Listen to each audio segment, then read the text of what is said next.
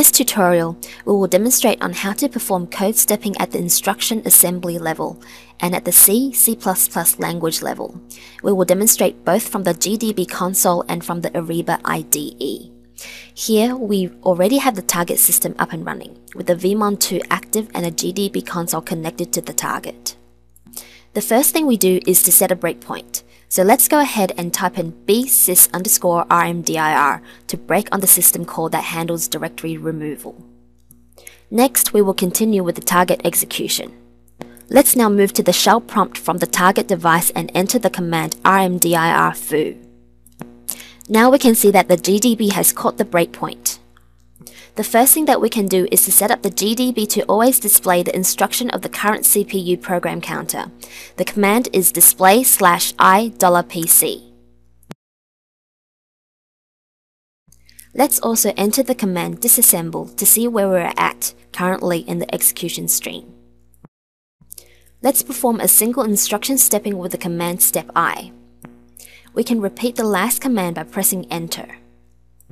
As can be seen, we are executing one instruction at a time and advancing the PC to next word in each turn. Now we're stopped at JAL or jump and link instruction to another symbol. Instead of stepping into that function, we can use command nexti to step over it. Now we will use the command finish to step out of the current function. Let's continue with Ariba and learn how to do this from the GUI. The first thing we'll do is to hit the suspend button to get control of the vmon.